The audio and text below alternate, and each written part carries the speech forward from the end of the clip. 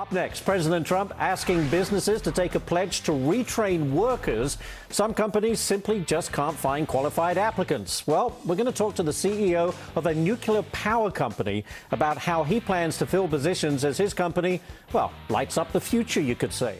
At this time yesterday, President Trump signed an executive order aimed to help Americans fill more than 6.5 million open jobs in the United States. CEOs and industry leaders from more than 15 companies and associations took part in that event and signed this pledge on your screen to help educate and train U.S. workers to fill those vacant positions. And there are plenty of them, millions.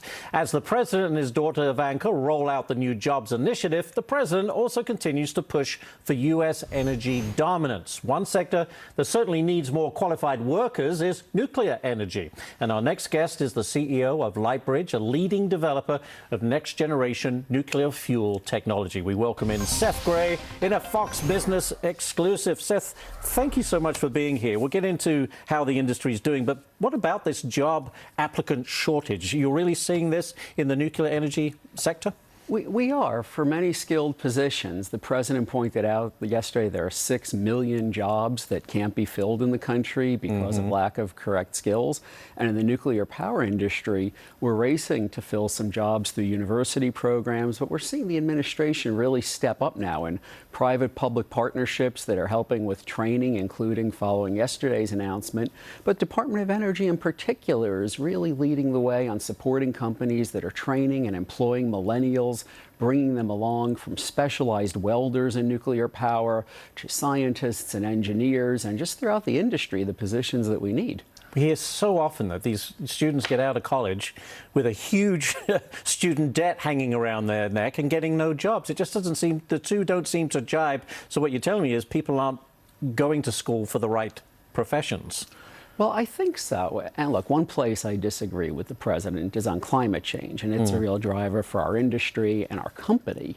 And what we're seeing in the pull from abroad for American exports in the nuclear power industry is to help deal with climate change, with non-emitting energy. And it is an area that we're dealing in China, in India, in other places that is an industry. Places that could really doing and reducing their carbon emissions. Yeah, and also just choking air pollution and need massive power for the cities. Yeah. Well, we know the president has been very supportive of fossil fuel industry, and he's also said he's supportive of the nuclear energy sector. But has he done anything tangible in that direction? Absolutely. The administration is really leading the world right now. And what's different with fossil fuels is we're really talking about commodities. And yes, technology can help with commodities like hydrofracking to change the market. Yeah. But in nuclear power, we're dealing with very advanced technology supported by the administration that will help American industry dominate here and around the world. The president has put out through the Department of Energy these funding opportunity announcements. Several companies have already been awarded. Lightbridge will be applying this year. And the administration, more than really any other government in the world, is putting funding support behind new advanced nuclear energy technologies that will bring this industry forward. Now, nuclear power, from what I understand, accounts for, this is according to the Brain Room here at Fox, accounts for about 20% of total electricity generated in the U.S. Is that right? So a fifth? That's right. Is that heading higher? I mean, do you see that moving higher? Well, and how quickly? Well, it's held steady at 20% for years, which means there's been an increase in nuclear power each year as our energy use has grown each year, and nuclear has kept pace. Now, mostly that's kept pace by increasing the energy output of the existing plants, and we've kind of tapped out how to do that. And one thing the Lightbridge technology will be able to do will be to increase that more and get a lot more power out of the existing plants. So is the biggest question around nuclear technology is safety? It always comes to is question, how safe is this?